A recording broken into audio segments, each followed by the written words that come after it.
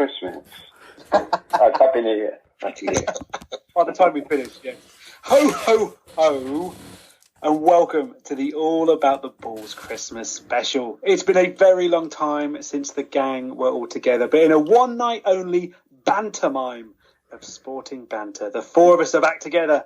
My name is Ollie, and I am joined by three very wise men who have followed a bright star in the night sky to find me tonight. Boise, Gareth, Phil, Merry Christmas to all of you. And how are you, lad? It's been so long. I am loving the use of pantomime, Ollie. I can't believe you thought of that. That's brilliant. Genius. I'm surprised he went with three wise men rather than a virgin and a couple of donkeys, though. So I've seen that movie. Yeah, it's not he is going to be Banter Claus tonight. That is what he's doing. Sorry, no more. But that's literally the last one in my locker. So. It has been a very long time. Is everyone well? Is everyone looking forward to Christmas rather than like going back over the last 6 months of pandemic? Is everyone ready for Christmas? Are you feeling Christmassy yet? Does it feel Christmassy for everybody? Yes, I cannot wait. Nice. I'm so looking forward to Christmas this year. You got big bubble? Look, small bubble, just my family. No one else is going to be the best. Deliberately small bubble. Yeah. Bubble small and safe. Yeah. I think there are actually quite a few people who are using Corona as an excuse not to see family. Oh, I wish I could, Nan, but actually, Corona. So, been hot topic, isn't it? The old Christmas day. No more what I'm going to eat and stuff than anything else. Oh, yeah. That's what you meant. Yeah, exactly. So, how are you, Philage? yeah, good, safe, well, healthy, and looking forward to Christmas. I'm like everyone else, I think, looking forward to a nice little break with the family and eating my body weight in sprouts. your poor family. A very localised tier 4, actually. Nuclear. I think the tears will be running from the eyes of all those stood behind me, but that's fine. Well, look, it is not only is it our Christmas special, it is also our last ever episode, having taken sort of a little bit of a heed from the fact that we haven't been able to get together for 6 months when we've all been working from home and arguably had more time than ever, but not been able to record a show. We thought we'd read the tea leaves and actually say, do you know what? Let's wrap it up. But let's wrap it up with a Christmas cracker bang. And go out on arguably our favourite episodes to do, which is the Christmas special. And I have to say, all credit to Gareth here, and blame if it goes wrong, because the theme for this Christmas episode, which is the 12 days of Christmas, was his brainchild. And I think it's a blinder. I think it's an absolute beauty. Absolutely. Yeah. I won't hear a word against it. Not yet, anyway. Not yet.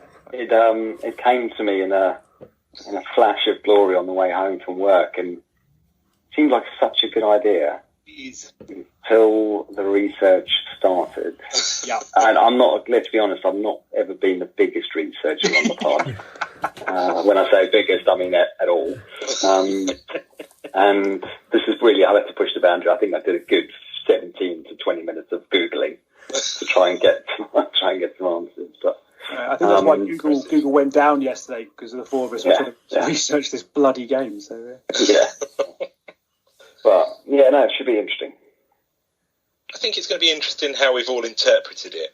Yeah, what the point of it is. Because I think just to add a little bit more flesh to the bones, it's 2020, isn't it? It's the 12 days of Christmas with the numbers relating to something from 2020 in the sporting world. Is that what we're all agreed on? Mate, whatever happens over the next 3 minutes or so. Well, I'll take that as a no. So yes, you're exactly right. You're exactly right, Phil. That we're going to do the 12 days of Christmas, where each number relates to a sporting fact, story, whatever it might be from 2020. And it's funny watching the different expressions on my co-hosts' faces at the moment, as a few of them think, "Whoops, that's not what I've done." But yeah, and we'll, obviously, all sparkling banter as we go about any of them. So we do have a running order, don't we? We do have a running order. I can't remember what it is. Start with number 1 was what we discussed. Brilliant. Thank God you're here. Who's number 1? Who's got number 1? I mean, selfishly, number 1 came to me whilst thinking of the idea, so that was a gimme. So I took 1. So that's how far you pressure tested the concept.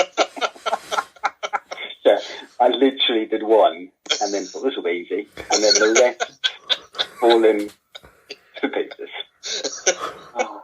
And who knew some of these teams have got so many numbers above 12? And there's that. Yeah. Go on, Gareth. Day 1. So I've got the first day of Christmas. I've gone for the number of Premier League titles that Liverpool have in their possession. So 1 Premier League crown, first one up. So obviously, that is what came to you. That is what you based the decision of the game on. Say, whilst true, I'm not entirely sure that's strong enough to base an entire Christmas special on. Well, we're about to find out. I mean, it did dawn on me that I could go the number of Sergio Perez F1 wins. I thought, that's shit. The number of, that was it really. So I'm going on the first day of Christmas, 1 Premiership crown for the Liverpool Massive. I mean, I'm glad you've brought it up actually, Beats, because it wouldn't be a pod without dedicating a bit of time to talk about how good Liverpool were last year. So I think it's fitting that you have actually brought it up and started the conversation on it. So do you want to just give them a bit of praise and I think how good they were? I mean, they're a one-man team with the best manager in the world. Simple. Yeah. As opposed to United, who are probably the 8th best team in the Premier League. And is it possible to be a no-man team? Man United are giving it a bloody good shot. Yeah, I mean, the irony is I think they've got a lot more. They're all the star. That's why I think it's funny that no one's really, bar Fernandes, no one's really done anything consistently. But they all seem to think they're really good footballers, and it's quite interesting. But Liverpool was just a good side. What is interesting was the Jordan Pickford scissor kick on Van Dijk, and all the other 29 injuries they've had. I thought Klopp was going to get a run out. He used to be centre back, didn't he? I still maintain he could be better than Jordan Henderson, who dropped in centre back on the weekend against Fulham. They had Fabinho and him at the back as the 2 centre backs. That would have been amazing. If Liverpool, actually, they should have done that. To be fair, at the end of the last season, which was only a few weeks ago, they should have got Klopp on, just subbed him on. Do you ever used to do that at school when it was like the last game of the season or something, and we used to do backs would come and play in the forwards, and forwards would go and be defenders and things like that. It was awesome. Yeah, awesome. I'd love to see Liverpool doing that. Bring Klopp on. I mean, I'd love to see a school team bring him on. That would be even better. Yeah, that would be good. Oh, that would be good. Age check. Do you think they're going to win it again? I didn't think they would, but I think it's very open this year, isn't it? Yeah, I don't think they'll win it because I think of the injuries they'll run out of steam. In terms of, I think the squad will get thin because of that. If that makes sense. Yeah. And as much as I think Spurs will win it. That's my prediction. Oh no! Don't do this to me. Come on. So we're gonna when we come back next year for the Gavin and Stacey Christmas special. Yeah. Your number 1 could be number of Premiership titles for Tottenham. The crowns. Yeah. The crowns. Oh, I really hope it's not. But, I mean, or it could be Arsenal's relegation. So, look, this is just getting out of hand now. I did love how Boise just a second ago went, it's quite an open season, like, except for Arsenal. Open. Well, it's like an open trapdoor for Arsenal, is what it feels like at the moment. Running towards it headlong. Yeah. Okay, wait. Granit Xhaka is class. I'm just going to say that. He's the best player for every other team in the league at the moment. Someone sent me a video today of the hilarity of some of the Arsenal performances, including, to be fair, I don't know enough about it, but one of the players who came on as a sub and as he was running onto the pitch, pulled a hammy. As he ran from the sideline to take his position, pulled a hammy, like, oh, for the love of God.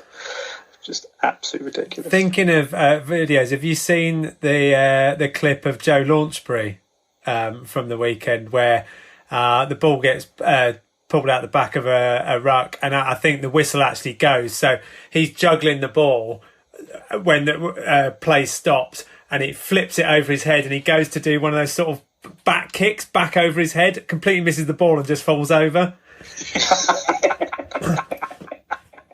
Massive 6'8" behemoth. Yeah, big gangly. You're looking at it going, oh, this is going to be the best bit of skill. Oh no, he's just fallen over. Oh, no.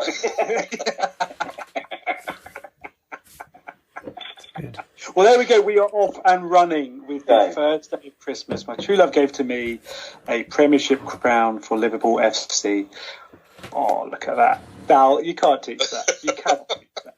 You said you hadn't prepared anything for this. So who's got number 2? I've got number 2. Boise, what have you got for this on the second day of Christmas? Well, I've gone for the second chance in football, a second look, and VAR. Because I tenuous links begin. Yeah, absolutely. We got to number 2, and this, absolutely tenuous. But I thought VAR couldn't get any worse, and I thought they did well to keep it into a second season. But they still haven't solved the problem. Like Sheffield United. And now it's going to go down. Yeah.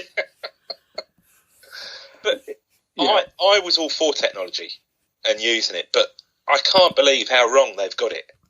It just seems to be a shambles and not being used correctly and just having a negative impact. And I can't believe it. That's the thing, isn't it? It's the technology isn't at fault. It's the way they're interpreting it and the way they've started to change the laws to make it fit around VAR. Yeah. Rather than just going, actually, VAR's there to help with the existing laws. It's like, oh, actually, this gets a bit... it's all a bit of a grey area, isn't it? So we'll just change the laws. And it's ridiculous. Yeah. And I couldn't remember... before you had VAR, the decisions that you'd argue, they don't seem to be solving those decisions at all in football. But it's just creating absolute havoc. So how would you improve it? Changing the rules. I think they've got to have some leeway. It's got to be build in human error. So like it has in cricket, where you've got the I don't know how they do it, but for an offside, for example, if the linesman calls it and it's within a margin of error, then it's offside or not offside. But if he doesn't call it, there's got to be that margin of error. Because do you mean if more than half of the foot kicks the other half of the foot, then it counts? But otherwise, like in cricket, go on.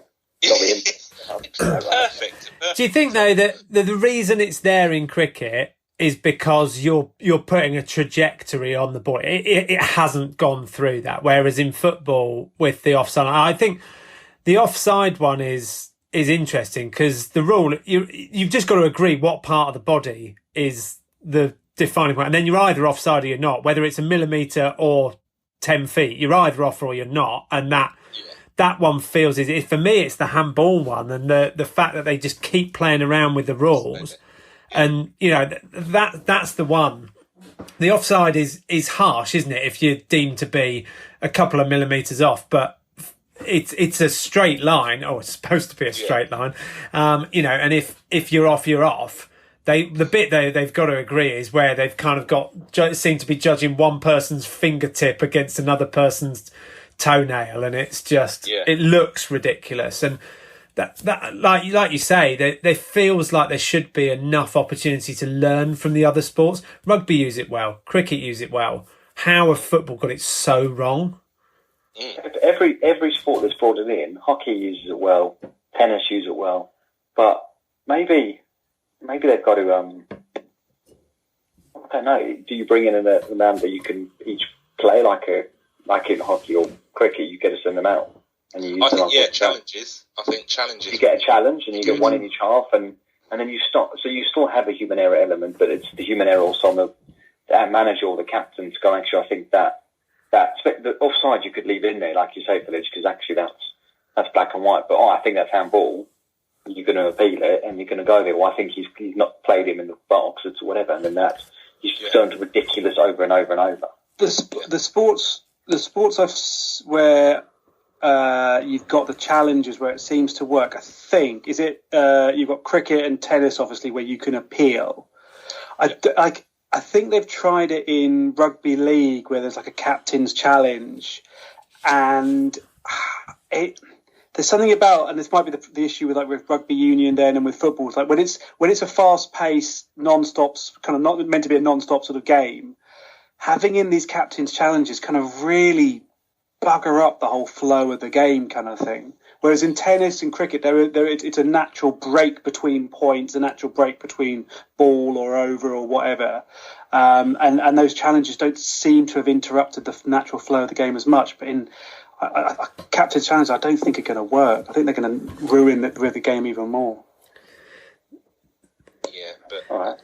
Sorry.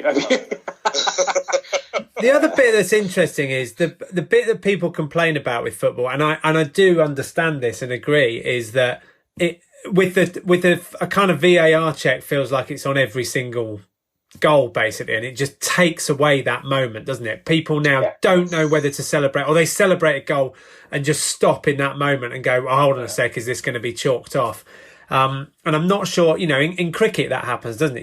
You celebrate a wicket, then there's a big a review, and it goes, but it somehow seems to add to the tension in cricket. But in football, it really does seem to have taken away that moment for the fans of just, you celebrate a goal, it happens. Do you think actually it's just a matter of time that actually with cricket that it's something about this? It's been in the game now long enough so that actually people know that's a part of it, and there's quite a lot of drama and discussion around like, oh well, you know, Steve Smith has used up his challenges here, he can't go for again, or you know, Tim Payne's gone and wasted another one, and there's actually part of the planning and the banter. Whereas in football, because it's still so early, people are still coming to terms with the fact that actually you can have a goal taken away from you, and we need a couple more seasons. I mean, personally, my vote is get rid of it. I don't think it is adding enough to the game to make it worthwhile. I would say keep it, but they've just got to work out how best to use it, how to make it less of a deciding factor in a game. It seems that it is actually changing results as opposed to spotting the obvious mistakes. But is it changing the results in a way that it should? Like, is that a good thing? Like, are we getting a more, I don't know, accurate result? In terms of the actual, game results, season results, is it better now? Is it more accurate? Is it more honest because of VAR? I think the offsides, you could argue that, but as Phil said, I think the way it's changing the rules to fit in, so the handball rule seems to just be developing and changing, as Phil said, to change to suit VAR, and I don't think that is a good thing. And a penalty decision now, I can't remember. There was a weekend or a couple of weekends where the ball just kept on hitting people's arms in normal play, and penalties were given. And admittedly, it was when Palace beat Manchester United 3-1 at Old Trafford. But one of those decisions was it was probably one of the more obvious handballs that you'll see. So, but I know. I think one of the other issues, again, is the consistency of decision, though, because part of the issue, especially with the handballs, is two near identical things were happening. And in one game, it was being given as a penalty, and in another one, it wasn't. And that's where, certainly if you compare it with cricket, and I appreciate it's slightly easier in cricket because it's a bit more definitive, but the technology gets it overwrites wrong decisions, or it confirms right decisions. There's far less subjectivity at play, and it does just feel, and I think that's the issue, that whatever the umpiring stats are in cricket, it made, I think, was it top flight umpires used to get 93 or 94% of decisions right, and that's now up to about 97% or something with the technology. But in football, it doesn't seem to have made that level of improvement, and it's just made the conversation worse because people are arguing over more. And that's weird, because if you think about it, in cricket, particularly say with LBW, there's actually, it's not fact. Like, the replay isn't showing fact. Depending upon where the ball strikes the pad, there's X number of centimetres of interpretation and extrapolation from the data that's been captured so far. Now, it's probably right, because the system's been refined and tested to be accurate, but it's not actually showing fact. Whereas in football, it is showing what actually happened, and yet still, like you say, the way it's being interpreted is causing the issues. Or will the game just evolve and this will become part of it? In terms of what I mean by the human error, then it becomes it's about that guy's decision on the field, which is no different. All we're doing is getting 20 more checks at something. Well, that's the argument, isn't it? All he's doing is that. And if that's all it's doing, why have it?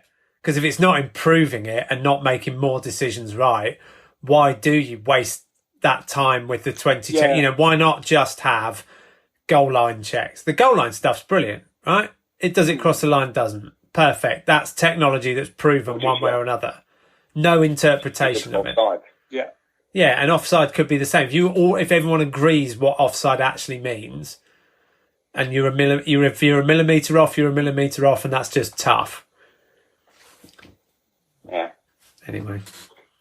But the second day of Christmas has brought some real action into the conversation. This is like a real family Christmas with arguments and everything. The problem is we're going to get to about the fifth day of Christmas and then going to have to go back to review the second day of Christmas and just check whether the conversation was accurate or not. No, it won't be. And I do. Because at this rate, I'll be on about 9 beers. I've already thought of a rhyme as well. So, on the second day of Christmas, my true love gave to me another VAR controversy. Oh. Oh, can he do it? Can he run through all 12? I think we are wondering, is this the perfect game? Can he do 12? So, third day of Christmas is me, actually, and I've gone for a success story from the last year, and it is the Bristol Bears Rugby Club. So they came third in the Premiership this year, which is their best finish for 13 years, and arguably that was their best season ever. As not only did they make it to the finals of the actual league, but they went on and won their first big sort of European trophy as well. And they destroyed Toulon, who powerhouse of European club rugby, beat them in the Challenge Cup final this year as well.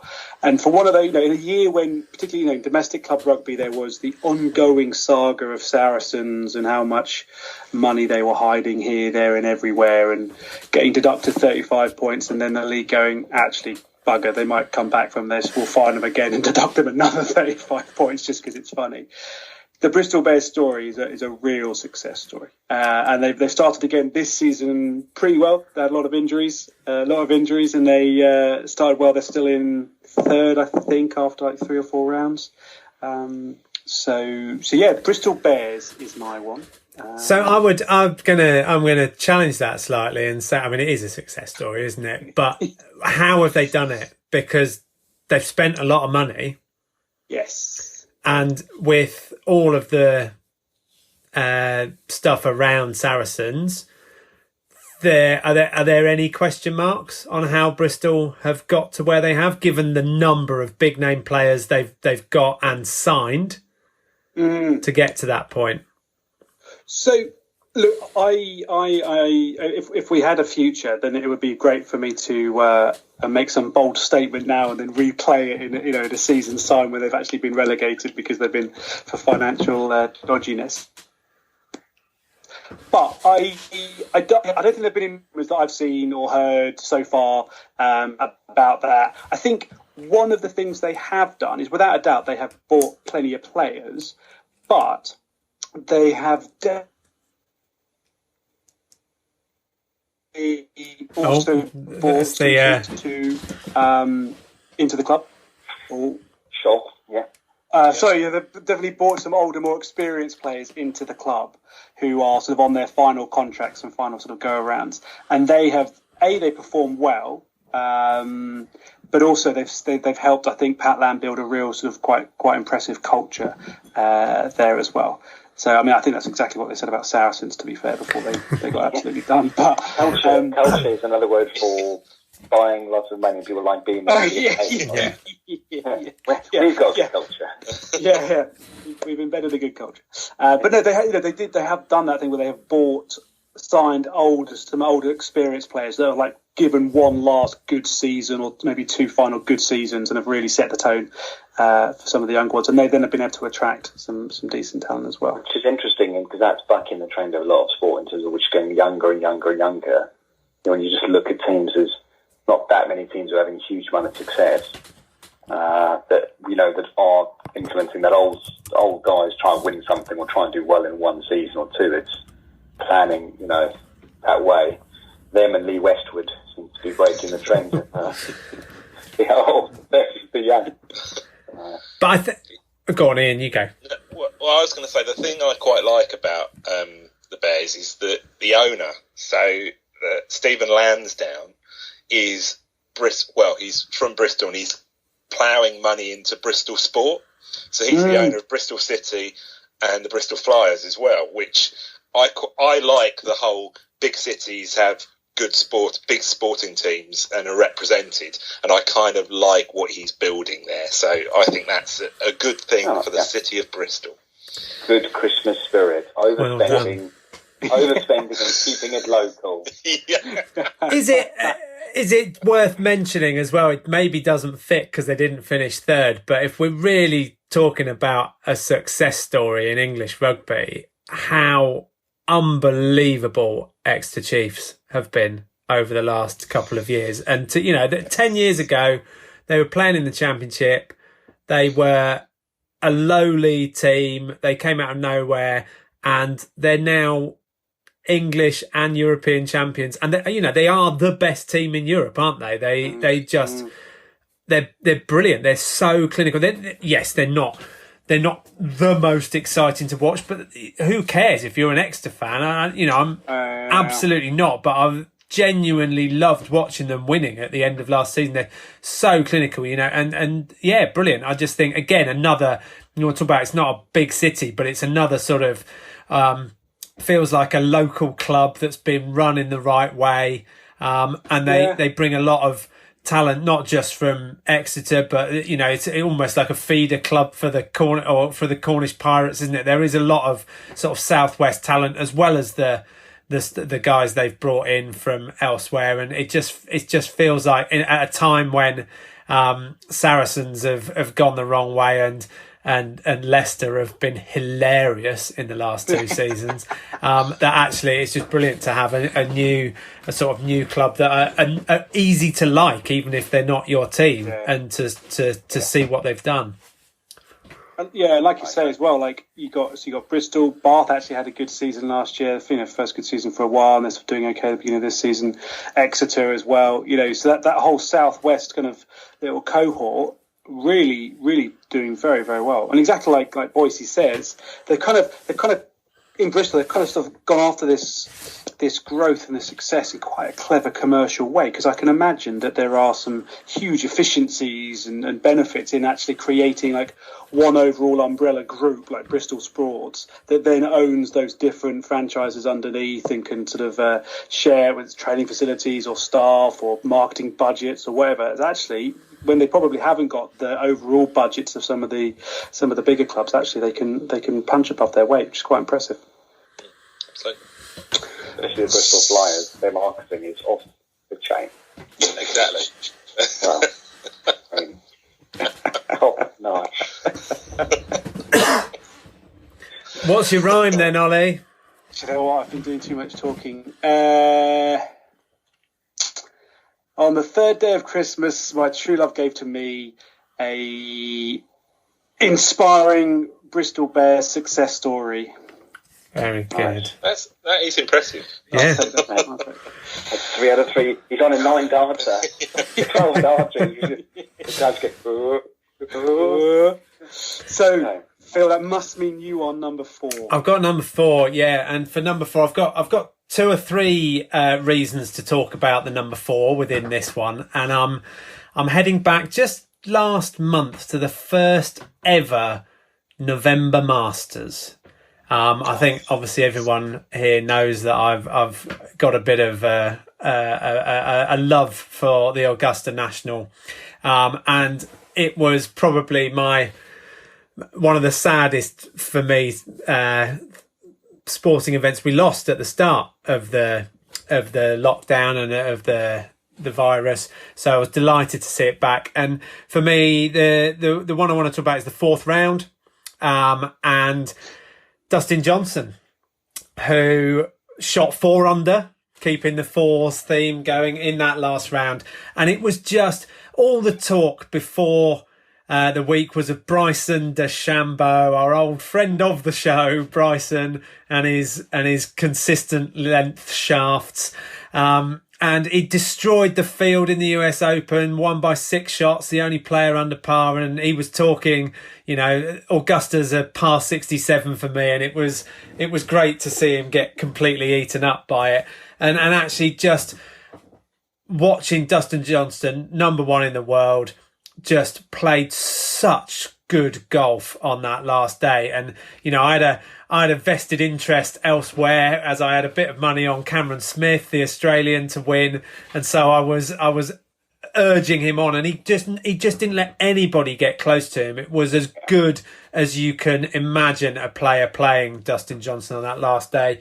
I think just worth mentioning, Cameron Smith finished 15 under in second place, which was the highest ever or the lowest ever score for someone finishing second at the Masters. Would have won virtually every other edition of the tournament, and he's the first player ever to shoot all 4 rounds in the 60s at the Masters. Never happened before in the history of the Masters, and he still finished second. He still got beat by 5 shots, and I think that was just... What more do I need to do? Exactly. I mean, it's an amazing performance by him, and he didn't get close to the mastery of Dustin Johnson on that last day. So 4 under in the 4th round, Dustin Johnson. Just perfect. He was just incredible, wasn't it? I can't work up. It's just robotic, or it actually, it was so boring. It was entertaining. Yeah, absolutely. I'm watching him on that final round. There was something. It was just so monotonously relentless. There wasn't some charge at the title or highs and lows. It was just this Terminator eating up hole after hole after hole. Because he wasn't missing fairways. He wasn't missing greens and scrambling to make the par and then just cashing in on the par 5s like people sometimes do. He never looked like hitting a shot wrong. There was early on, I think he dropped an odd shot early on, and Smith and him, the Korean, got up within sort of maybe 2 or 3. And then a couple of holes later, he'd pulled away again, and he didn't miss another shot all day. And, around Augusta with the pressure, he's got a history of not performing like that at the majors. And yeah, you're right. It was robotic without feeling robotic. It just looked like someone totally in control of their game. It must. I mean, I can't remember. Was it Smith and the Korean in the final group with him? No, it wasn't. It was ahead of him. Yeah. But it must have been like so. I don't know. You must have been keep looking over for some kind of like chink in the armour or some little like. God, is he starting to sweat a little bit? Is he shaking at all? Is he questioning his caddy's selection and recommendations? Like nothing. Absolutely stone cold the whole way around. Just think, I can't catch this guy. And you are right, John. Shambo was just amazing. I mean, he got unlucky, to be fair, which I think threw the whole thing. That one hole when he lost the ball on the 15th or whatever. Yeah. And he lost when he tried to drive.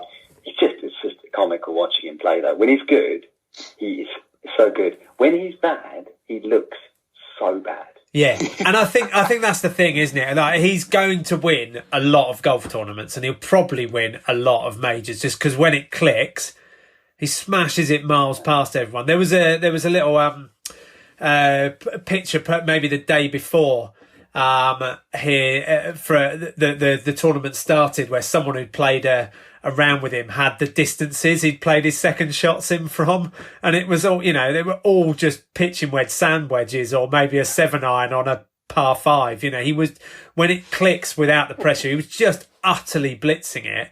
And he will destroy courses, he will destroy fields, and you hope for golf's sake that it doesn't click too often, because he will ruin a few tournaments. Like, the US Open really was just so one-sided. It was incredible to watch in one degree. Second place there was even par over the 4 days, and he was 6 under. It was impressive, and he's not just doing it on easy courses, but it was really nice to see the course bite back a little bit, and him not take the place apart. But you suspect one year he might play it in par 67, and it's also nice that he like, as arrogant as it came across, he kind of, I hope he doesn't lose that part of his personality and doesn't keep quiet next time, because that just makes so much for the fun of the story. Do you think he's going to change the game of golf by others will try and copy him or develop what he's introduced, and that's how we'll see golf develop? Biceps the size of a python. I think. But do you think courses will also be redesigned to adjust to that change? I think if too many people do it, I think they'll go. I think we talked about this before. I think they're more likely to change the balls, because you can't just keep making courses longer. 700-yard holes, yeah. And so I think they've already talked about this tournament ball that they're going to design that flies like 80% of the distance of a normal. I think I've got a few of them in my bag. I must have landed up with a few prototypes.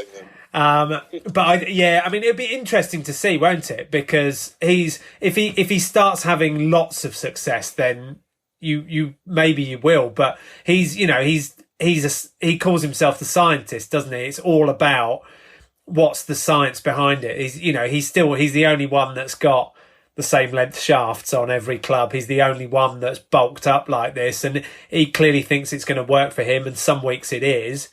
But I think it's such a big change, isn't it, to make? It's the opposite of when Phil Taylor lost all that weight and couldn't find his balance to throw his darts properly, so had to get back on the pies. Awesome. But there you go. Exactly. So, I like it. Well done. Nice. No, I have got one. I have got a rhyme. Of course you have. Go on. On the 4th day of Christmas, my true love gave to me a green jacket for a bearded Dusty. Nice. Good. Very good. Good. Nice. And he's married to Wayne Gretzky's daughter. We know Yes. That? Yeah. Yes. Boy, is he. There you go. Yes. And who can blame him? So we've done. Get in the hole. Stop it. It's a family show. So we've done one round. It's only taken us 40 minutes, and we've done one round. Smooth. So we must be back to Mr. Gareth. So, on the 5th day of Christmas, I'm going for 5 Mumbai Indian crowns. Oh! Very good. So, IPL in Dubai this year, because the virus doesn't go there, apparently. So you can play cricket. The bubbles are bigger. And they did the IPL, and the Mumbai Indians took their 5th crown. I believe their 5th crown in 8 years. Really? So they didn't win it for the first 6, I think it was. And then since then, they won their first one in 2013, I believe. Inaugural was 2008. Yes, I've done my research in. And it's all from here, just so everyone knows. But yeah, so I'm going for the Mumbai Indians, who have proven to be the best T20 domestic outfit out there. Do you guys watch much IPL? Because I Not a ball.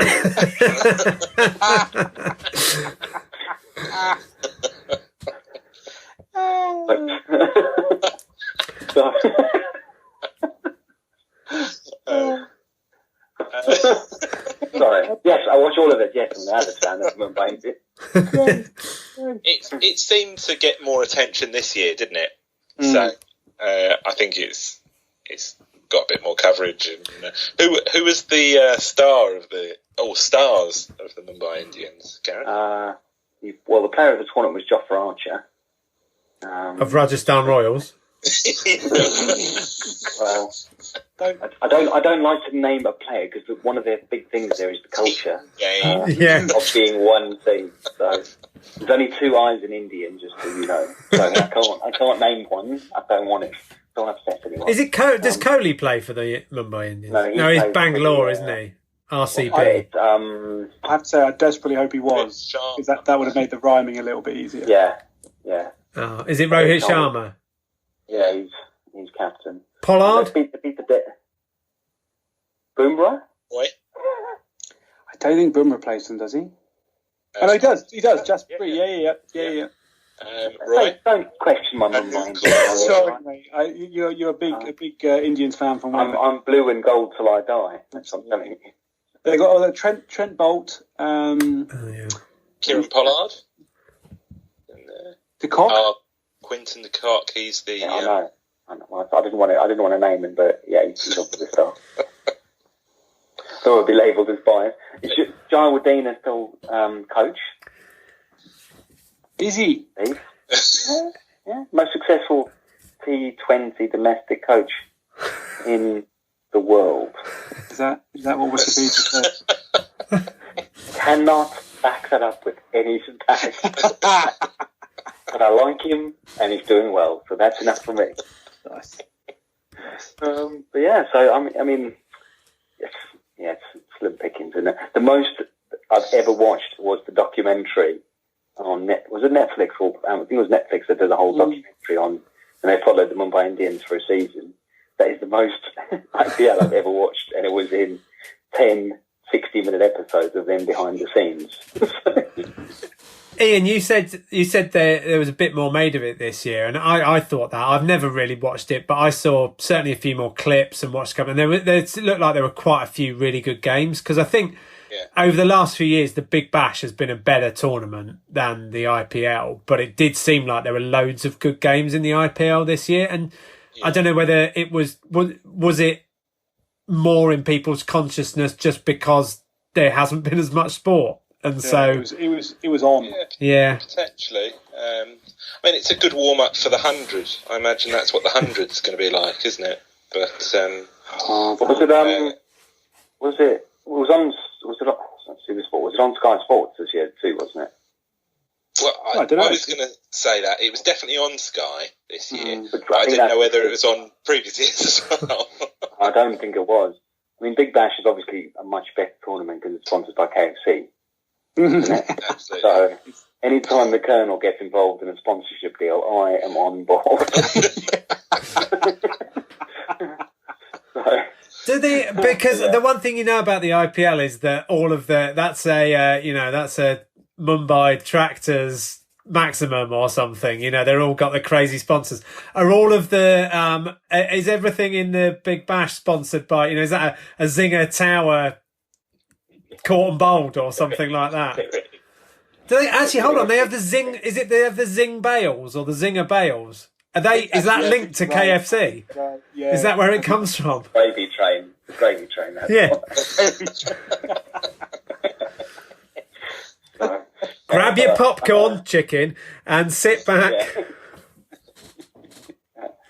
Oh, it's too good. But yeah, that was my number 5. Excellent. Love it. Excellent. Nice. I like that we're covering off quite a few sports and places around the world. I think that's kind of nice. Yeah, you see, my diversity, equality and diversity I'm going towards. Yeah, it's fantastic. Well, actually, I think we should pull a cracker.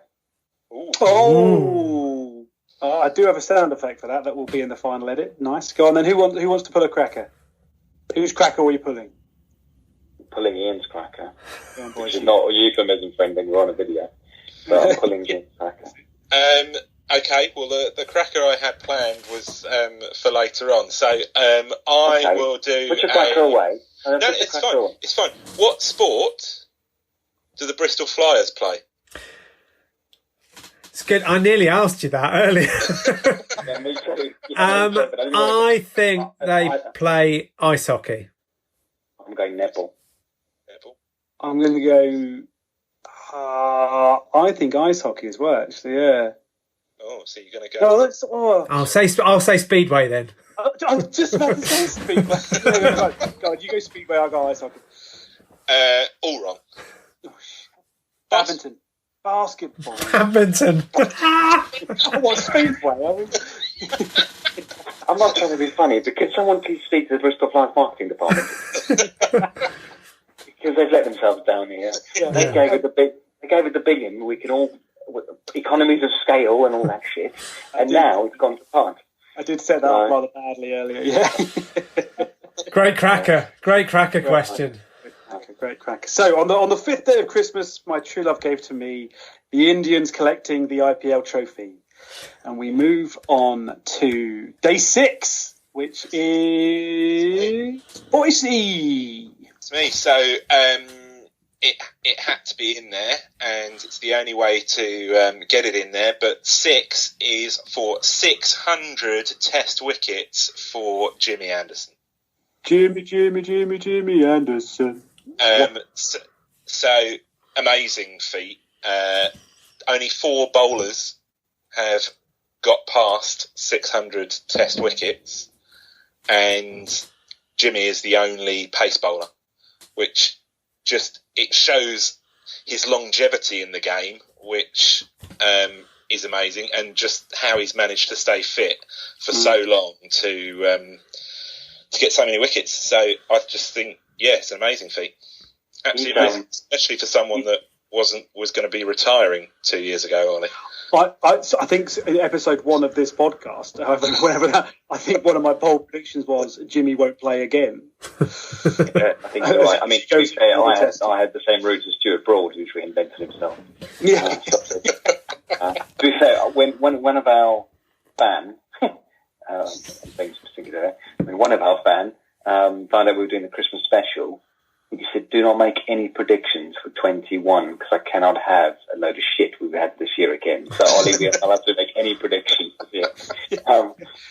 But I mean, he's the second best swing bowler of this generation, right? Let's be clear.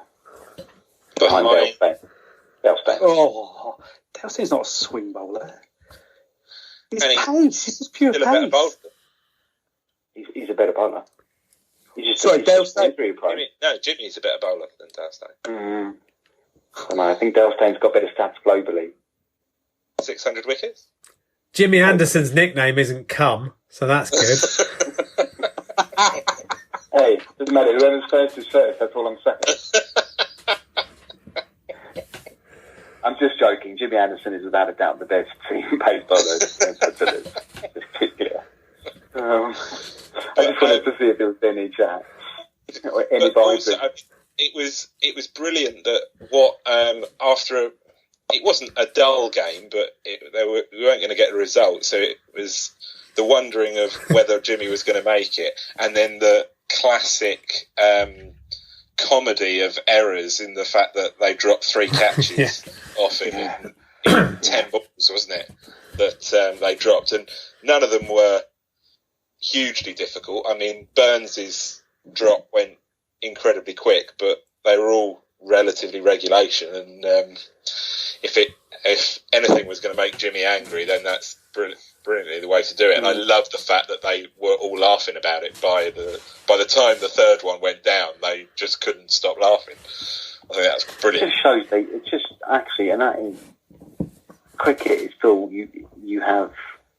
I know they're all athletes and all, but like there's still a human religiousness about it. Is no matter what level you're playing at, there is still something comical about someone dropping a catch, because your brain goes, I should be able to do this simple task in life: walk, breathe, catch. And you just think, oh, I've caught 1,000 balls in the last 2 weeks, and I drop a clanger on TV. Jimmy Anderson running in to get there. You just think, shit, I've got this bad. I'm so sorry. Probably one of the worst feelings is dropping a catch. I think the amazing. It's 4. It was 4 drops. Is it 4?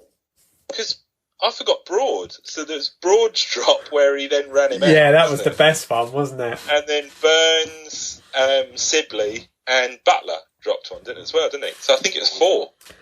What do you think Jimmy would have done if he dropped the cotton balls? Oh, he would have gone mental. I think the amazing thing about Jimmy, and we talked about his longevity there, but his stats for the last 7 or 8 years, when he should have been maybe at his peak but then starting to drop off, are just unreal, aren't they? If his stats for the last 8-10 years had been replicated over the first half of his career, you barely even think how many wickets he would have got. He's developed as a bowler. He's kept himself fit. His level of skill, especially in English conditions. But I think the thing is to recognise that he made himself a much better bowler in overseas conditions as well, which he wasn't at the start of his career. But yeah, I mean, what an absolute legend. And he's not done yet. He's not. He's like a fine wine, isn't he? He is the epitome of a fine wine. You want to drink it straight away. It's there, but you just know if you just wait, he's going to get 600 wickets. You just know. I think one of the reasons I love him is because he has the way he bowls and some of his typical dismissals are the dismissals that I love the most in cricket, where the batsman gets completely squared up and either gets bowled off stump as the ball goes past the outside edge, or he gets the nick to the slips, but he ends up completely square looking down the wicket and just all ends up. And there's Jimmy's shape of that outswinger is such a beauty. Well, his ability to move it both ways as well, isn't it? He properly sets batsmen up. You can see, that he's a master of that art, being able to set a batsman up over a series, not just balls, but a series of overs. Phil Tufnell always used to say that when he was bowling at his best, he felt like he had the ball on a string. And he could that sort of luring a batsman forward, and then he'd get it to dip and turn away. And Jimmy bowls like that at 85 miles an hour, like he's got it on a string, doesn't he? The skill level and his overall fitness, I think, is incredible. Yeah, definitely. Very nice. Very nice. Right, is this the 6th one? Yeah. That was the 6th. On the 6th day of Christmas, my true love gave to me a New Year's knighthood for Sir Jimmy. Nice. It's brilliant. Yeah. If we could just cut out everything else and just do those 12 days when we get there, I think that'd be a bestseller.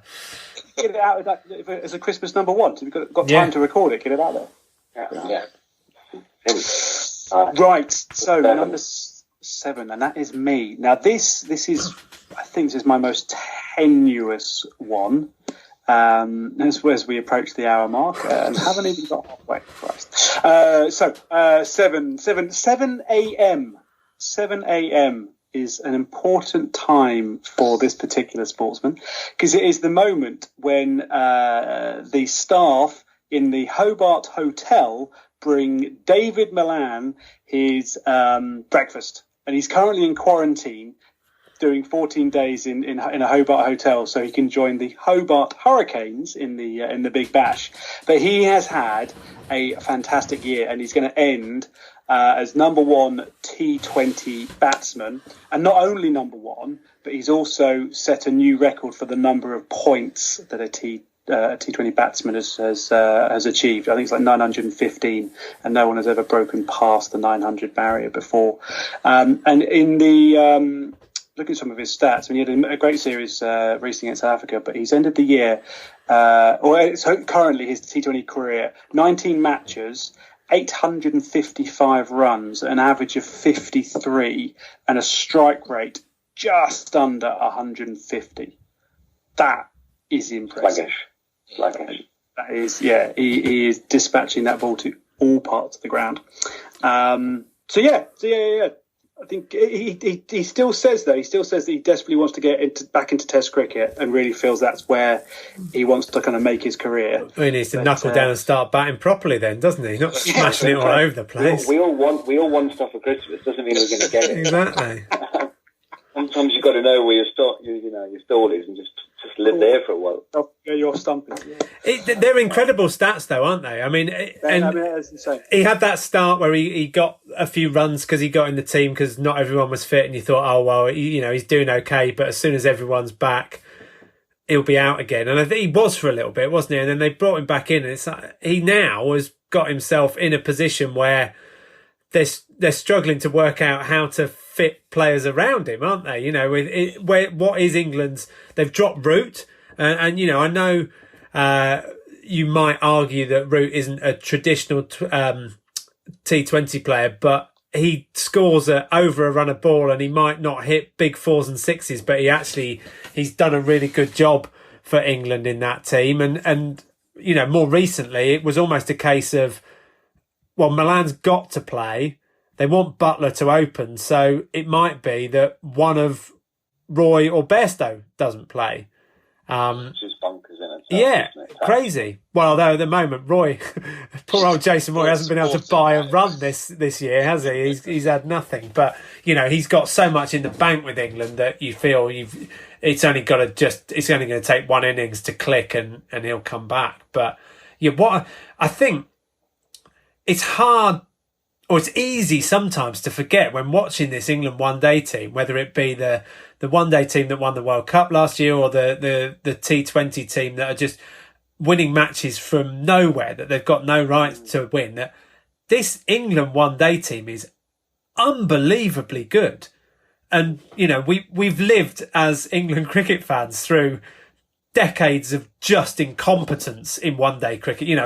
Plenty of incompetence at Test cricket as well. But over the last 10 or 15 years, we've had 2 or 3 little purple patches where we've done really well. But, up until 2015, 2016, utter laughingstock in one-day cricket, pretty much, bar maybe that one tournament that they won under Collingwood in. But that was just the small tournament, wasn't it? Not the World Cup. But and now they're just really, really good. Yeah. Great. Yeah. I mean, I mean, you're absolutely right. Yeah. Speaking of better. No, but there was. I haven't read all the stories about it, but with the recent abandonment of the tour in SA. There was definitely stuff around Owen Morgan's, I guess, power and influence that actually I think he was the one who said, "Nah, we're gone," and everyone were like, "Fine, if Owen says it." I mean, it does. Rightly or wrongly. But, how many matches did they have in the UK over the summer where the bubble worked? Bar Joff popping in to home to pick up a new pair of pants or whatever he was doing, or get a charger he'd forgotten or something. But the bar that, the bubble worked spot on, right? In the UK, textbook, no incidents, everyone played, no issues. take it down South Africa in Africa, and it's people are getting positive, then they're negative. We can't get the test right. You just think this is just cracking me up so funny. This one country you think, please just get this right. No, we've done it bad. Yeah, we've got it on. Right. But I mean, I think they could have probably finished the tour. But anyway, it doesn't matter. I mean, any cricket was a bonus, or any sport was a bonus, really. So, but Ashley Giles and the bubble know what they're doing over here. They've kept their bubble secure. Maybe they need to be running the lockdown over Christmas.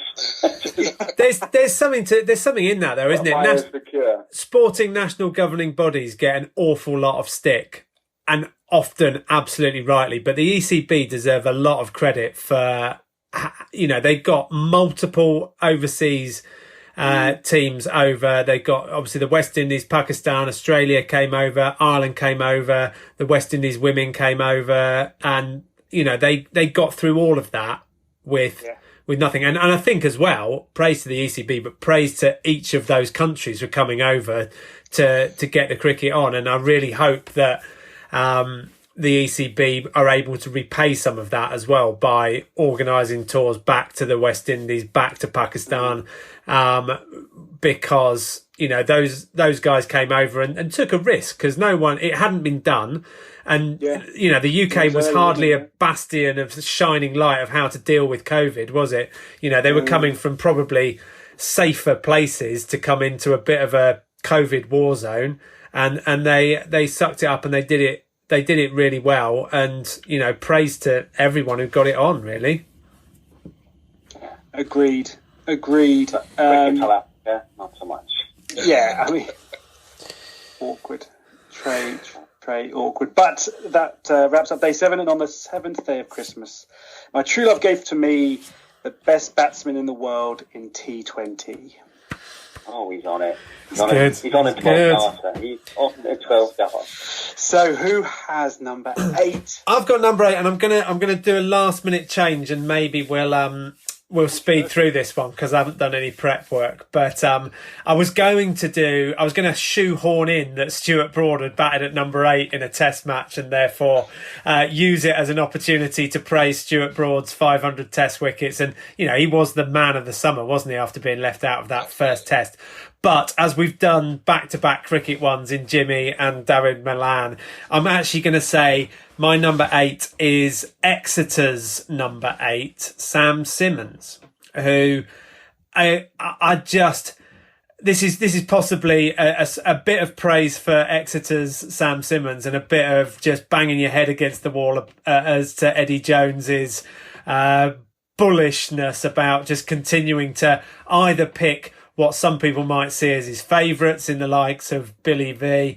But Sam Simmons is pretty much the best player in Europe at the moment, and he's not getting picked for England. Not just not getting picked for England, he's not getting in the squad for England. And it's always intriguing to see what Eddie Jones is thinking, because there've been plenty of examples over his tenure of, players seemingly making themselves almost, you have to pick this player right now.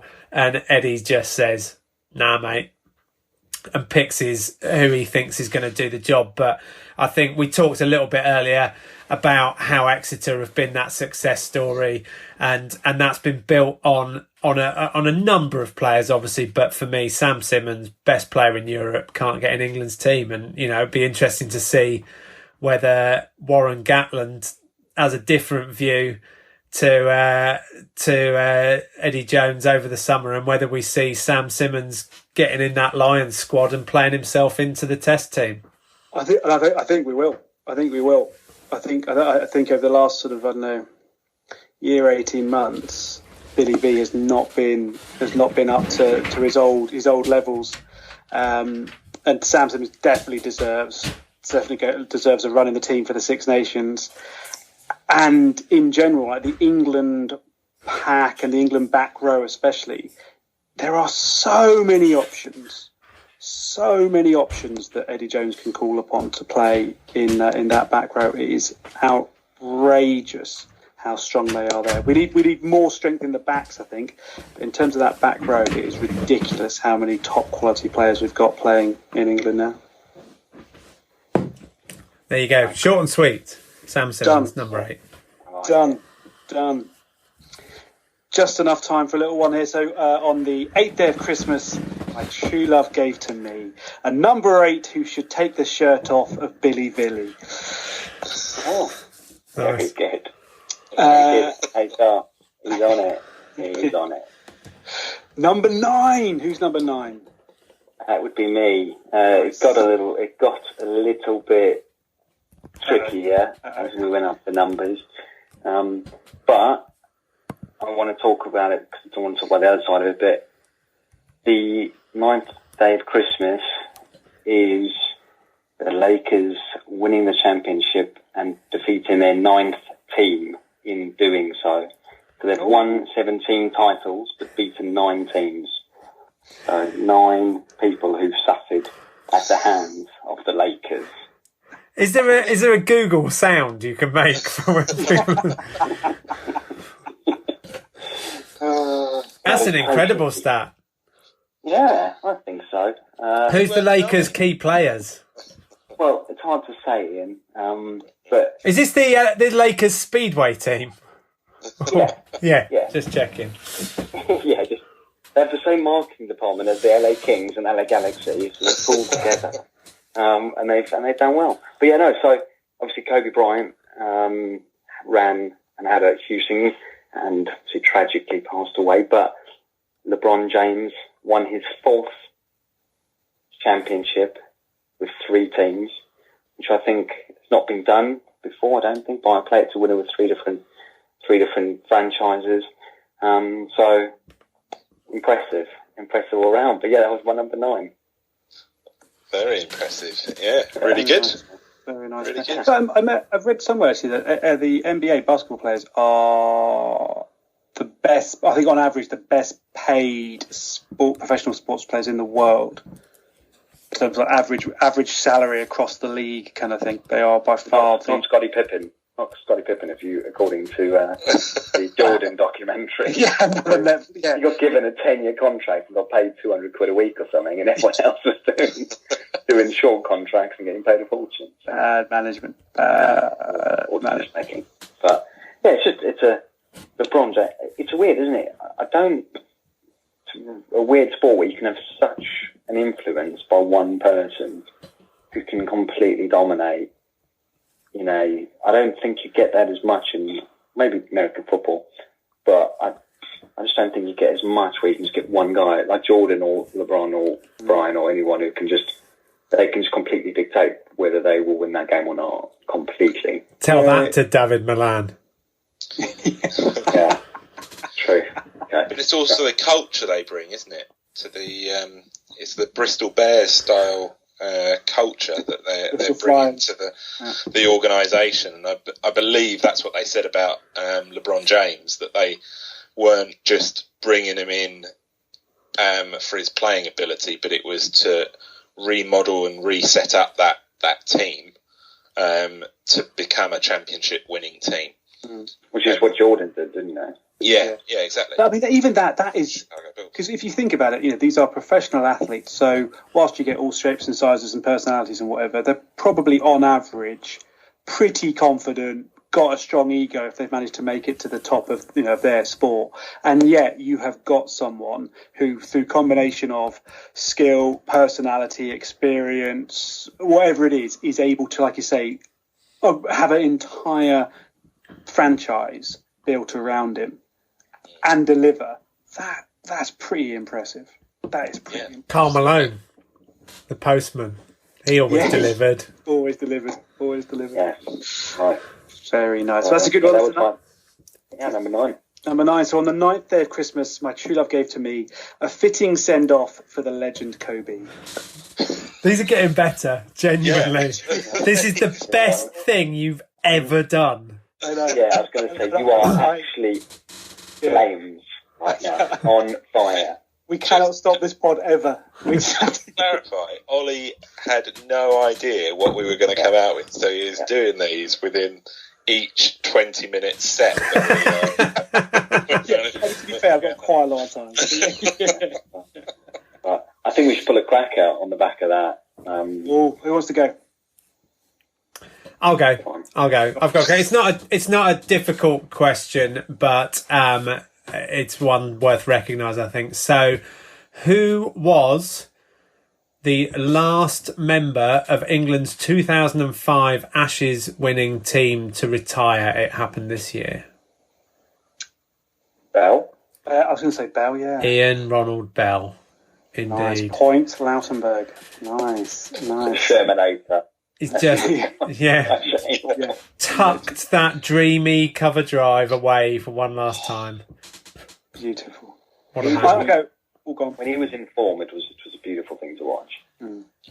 Again, another one of those players who probably, at the start of his career, was kind of... No one. He used to get vilified, and he only got 100 if someone else got 100 in the same test match and stuff. He's ended up with almost 8,000 test runs, averaging over 40. You know, was part of, was it 4 winning Ashes teams? 4 or 5 winning Ashes teams. You know, again, a bit of a legend, really. Yeah. Well done, Billy. Very well said. Quick cracker joke for you. What does a West Ham United fan do after winning the Premier League? Turn off the Xbox.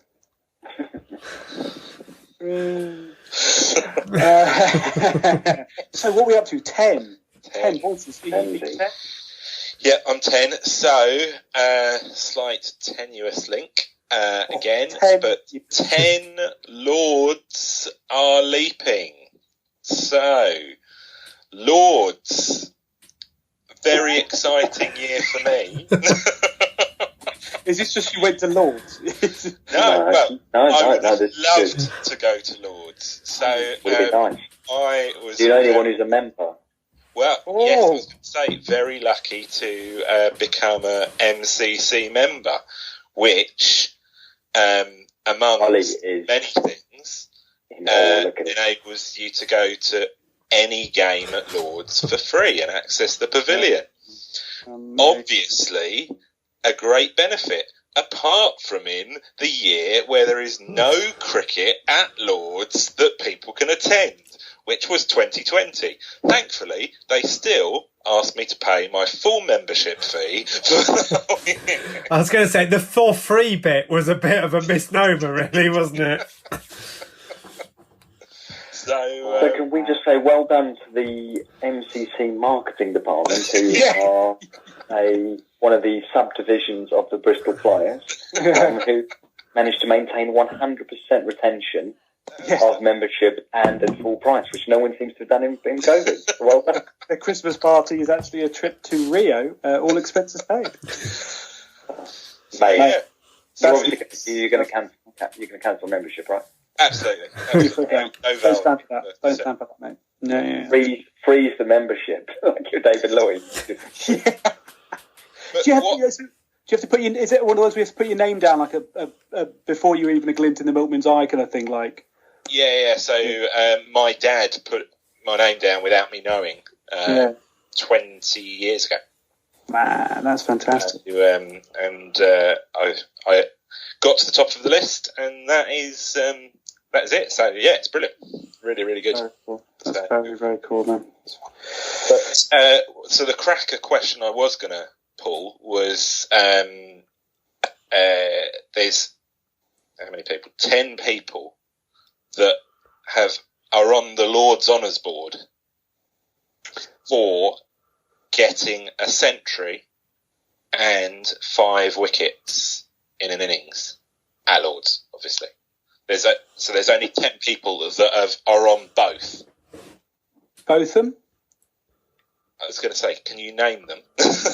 Yeah, sorry. So I would say there's 5 that you should get. Both of them? Yep. Flintoff? Yep.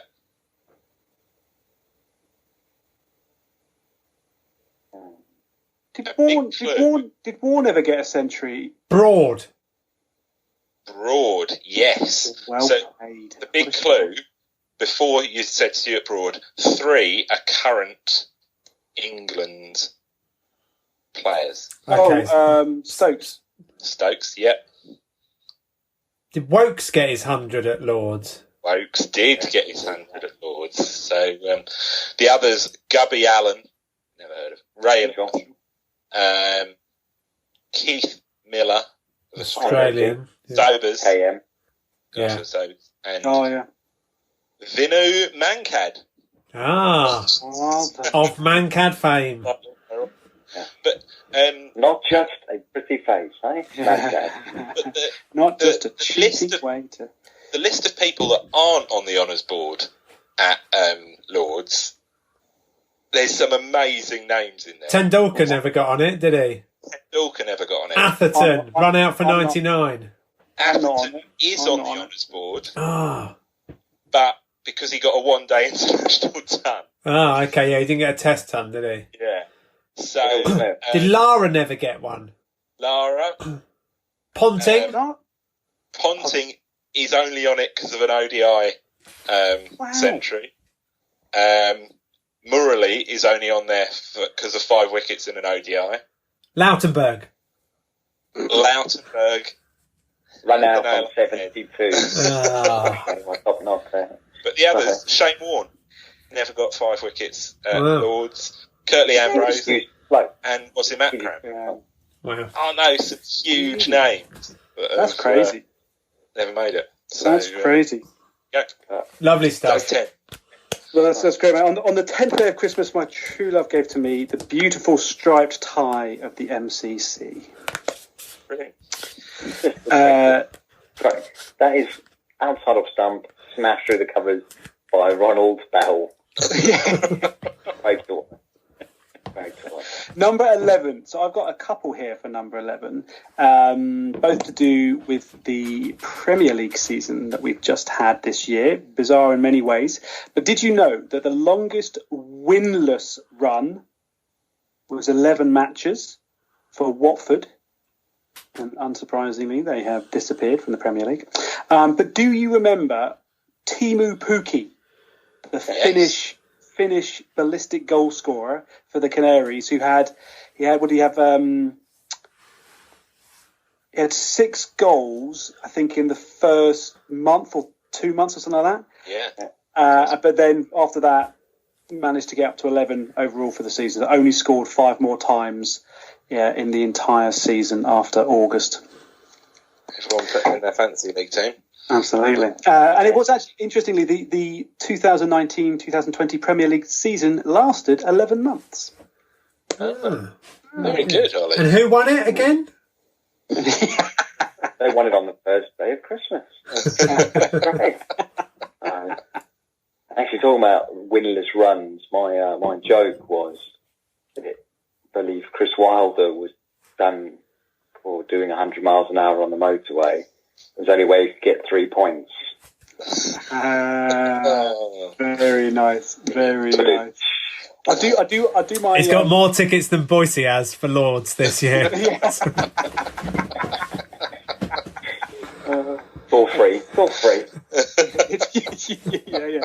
Here are your free tickets. But before you... another Christmas cracker one for you. So, have you heard of the football player, Gary Hooper? Yes. Did he play for Celtic? He did indeed. So Gary Hooper is 32, and he is currently plying his trade in the Indian Super League for the Kerala Blasters FC. My favourite team. Absolutely. I thought you were a Mumbai man. Or was that just IPL? Cricket. I like the Blasters style. The culture. All the culture. Culture, mate. The Hooper culture. So Hooper started his senior career in 2003. Between now and then, in how many different professional or semi-professional leagues and cup competitions has he scored at least 1 goal? So these are like all top flight competitions or leagues. Is this still linked to the number 11? No. Okay. Just checking. 11. Dustin Johnson. I don't understand the question. So it's Can countries, I just- different countries. So So how many leagues or competitions? So not different countries, but how many sort of top flight leagues or competitions? 17 years, you said? So he's been playing since 2003. So yeah, 17 years. How old is he? He's 32. Made his senior debut at 15. 2. Scotland and India. Yeah. So just to be clear, the Premier League is 1. He hasn't scored in the the championship is... And the championship is 1, so that Got it. So that would be 2. I'm So gonna how go many 23. competitions so 23? Kind of shitting on the overall number there a little bit, but yeah, sure, 23. Okay, 4. 17. Lower. 17. Boise. 13. No, more than that. No, yeah, I'll go 13. Okay. 11. I bet you it's 11. Yeah. No, it's not 11. It is 15. So he has scored in the Premier League, the Championship, League One, League Two, FA Cup, League Cup, Football League Trophy, FA Trophy, Champions League, Europa League, Scottish Cup, Scottish League Cup, Scottish Premier League, the A-League, and the Indian Super League. So, hasn't scored for Kerala or whatever. He has. I think he scored on debut. Got a penalty. Did he? The LeBron James of Kerala. He's played for 16 clubs in that time. But he was when he moved to Celtic, he was top scorer for Celtic in his first full season. Really? So whilst he's a bit of a journeyman, he has actually had some peaks. Yeah. I like your 11 though. There was a good number of things going on. Pookie was good in the beginning, wasn't he? And now he's still at Norwich. I think Pookie might have been chosen just because he rhymes with me. Do you know what? Yeah, I mean, hang on, you haven't worked out his trick, have you? Yeah, it was. With hindsight, that has worked out perfectly because you can't rhyme Watford with me, but Pookie works nicely. So we'll just assume I said something funny about that ends with Pookie. You've got to do it. I've got to do it. On the 11th day of Christmas, my true love gave to me a scoring canary with the name Pookie. Oh, he's on 11 data. He's got Probably peaked around 10, I would say. Yeah. You could have had him at Canary. Oh, I should have gone Canary. That would have been good. You had it, and then you stretched one too far. One too many bookies. Yeah. Story of my life. Number 12, Number Village. 12, the last. The last one. So my 12th day of Christmas is... I'm looking at sporting events which have moved 12 months on. So some of those immovable objects in the sporting calendar, Euro 2020 and the 2020 Tokyo Olympic and Paralympic Games, that unprecedented in any times really for these competitions to be postponed by a year, and that we'll be seeing them in 2021 instead. And I think many of us in our lives have felt like 2020's just gone on hold, and all the things that we were planning to do in 2020 have been moved on to 2021. And that's true of some of these big sporting events as well. So let's just hope that whilst 2020 was a challenging year for everybody, for all of us, that 2021 there is a bit of light at the end of the tunnel, and we can get these big sporting competitions back on with fans in the stadia and bring sport back. We all miss it. Merry Christmas, everyone. Merry Christmas. Merry Christmas. Merry Christmas. That's Are beautiful. they doing 3 years for the next one? Or is it now 4 years from that? Of interest. 3. Everything goes back. So Ryder Cup as well, doesn't it? Ryder Cup. Push back 21. Tell you what, let's look at the silver lining. We get the Augusta twice in 6 months. Is that right? I mean, that's good, isn't it? Yeah, and you'd like a bit of that. Yeah. We get another extra build up for the Olympics, which is good. Anticipation. Then we only have 3 years to wait for the next one. I'll tell you what, I think it's good. Let's look at the silver lining. Christmas is on the way. Very So nice. I'm happy. Very nice. Well, go on. Hit the 12 darter. So, on the 12th day of Christmas, my true love gave to me a delay of a year for Paralympics GB. Oh, no, Lovely stuff. well, the crowd goes wild with the famous 12 darter. Yeah, the fake crowd noise from Amazon Prime and Sky rings out loud. Guys, that was. Should we have a quick recap? So we had the first day of Christmas was the Liverpool crown. I should have written these down. Was a premiership title for Liverpool FC. What was second? I have to write these down. Double the VAR. Oh yeah. second look. 3 was Bristol Bears, not the Bristol Flyers. Not the Bristol Flyers marketing team. 4th was Dustin. Yes. 5. Fifth was the Mumbai Indians. 5th crown. Yes. 6. We had 600. Jimmy 600. Yeah. 7. We had David Milan. 8 was Sam Simmons, not getting into the England team. 9. Was the 9th team to lose to the Lakers in their run to 17 championships. Nice. 10. Lords. Some sob story or other. Lords. 11 was and then 12. Was the 12-month delay on those big sporting events. Boys, I think What a year. what a year. But I think we've done well. New Year's resolution, have we got one? One before we sign off. Mine is 100%. I'm going to more sporting events next year than I did this year. Do you know what we should do? We should start a podcast. Yeah. Do it at every live sporting event. That's why we haven't done as well, because I'm recorded live. I'm going to the Lions tour. I've got tickets. So Amazing. Good boy. test 1 and test 2, and I'm on the mission for 3. So all our listeners, if you could hook me up for test 3, that would be handy. No one is listening now. It's 100. Was it 127 minutes. Oh, I was going to say 127 minutes. Christ. I'm going go to more sporting events, definitely, and I'm going to try and play more sporting events as well. Mainly golf, I think, because but yeah, maybe dusting off the cricket bat as well. We should have all about the balls golf day. Yeah. Yes. Yeah. Good. That's a great idea. Be good fun. Ryder Cup. Augusta. Let's do it. Course is not in great nick at the moment, but we can still go around, I reckon. Temporary greens.